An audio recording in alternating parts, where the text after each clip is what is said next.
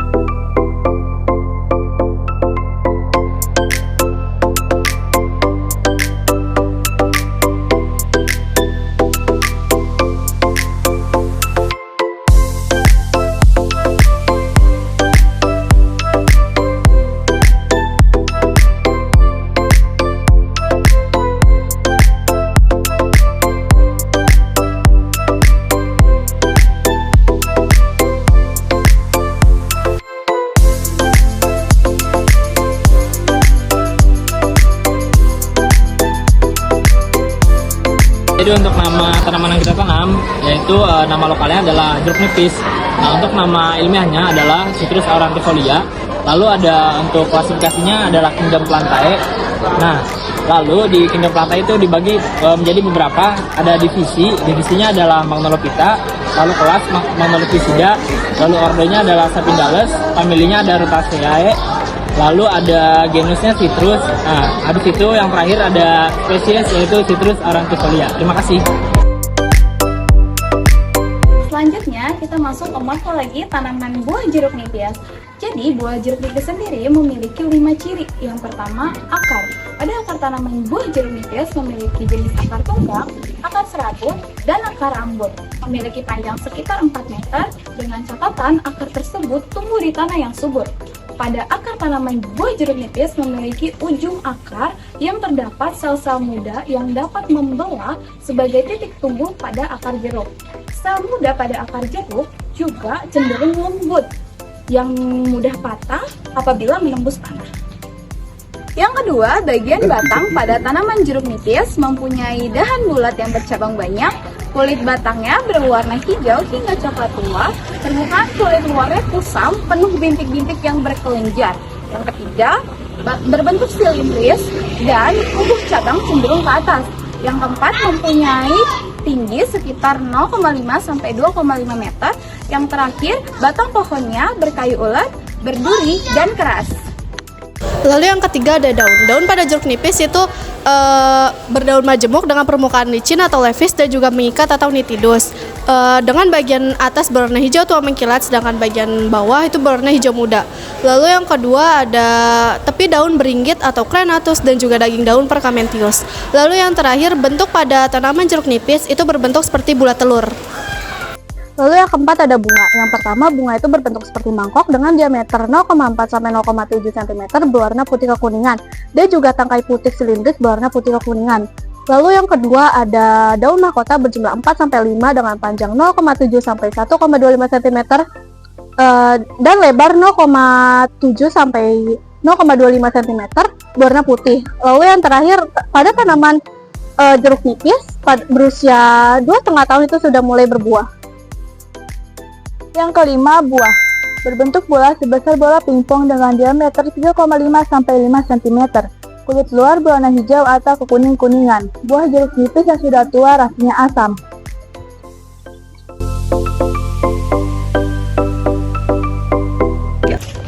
Selanjutnya, manfaat tanaman buah bagi kesehatan manusia. Yang pertama, meningkatkan kekebalan tubuh.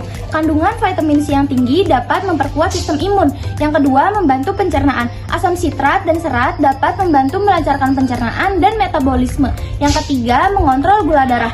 Serat dapat membantu mengontrol penyerapan gula dan membantu penderita diabetes.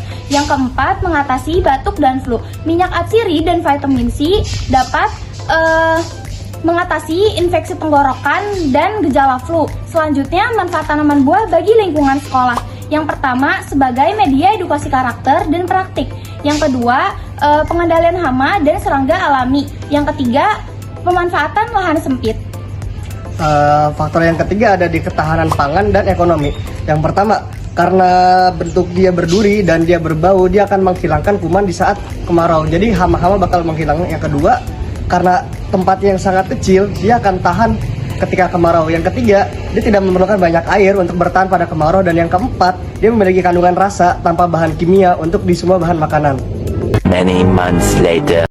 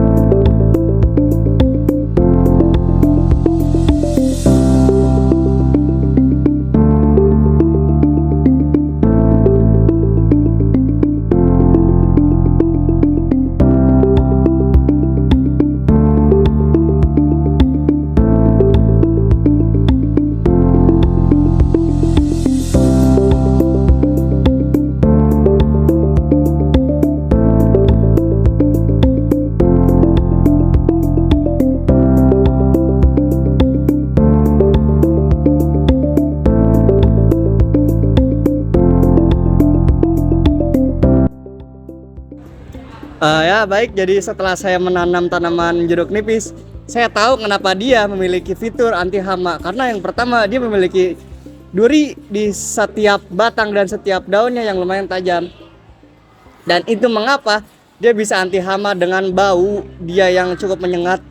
Dan lahan yang hanya sedikit ini, dia bisa menjadi anti hama di beberapa sawah. Jadi lewat kegiatan menanam jeruk nipis ini, aku mengetahui bahwa menanam itu sangat penting untuk penghijauan, terutama di sekitar sekolah, di lingkungan rumah. Dan aku mengetahui bahwa jeruk nipis ini kaya banget manfaatnya, banyak banget, serta berguna juga untuk kehidupan sehari-hari. Dari awal kita menanam ini, kita tuh jadi belajar bahwa kalau kita menanam tanaman itu harus konsisten, terutama dengan menyirami tanaman itu setiap hari dan merawatnya agar dia tumbuh gitu. Selama praktek ini, aku jadi tahu manfaat dan kandungan dari jeruk nipis ini, terutama bagi kesehatan kita, karena banyak mengandung vitamin.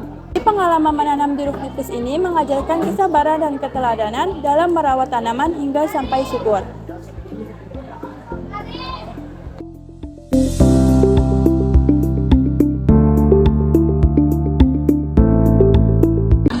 Sekian penjelasan dari kelompok kami.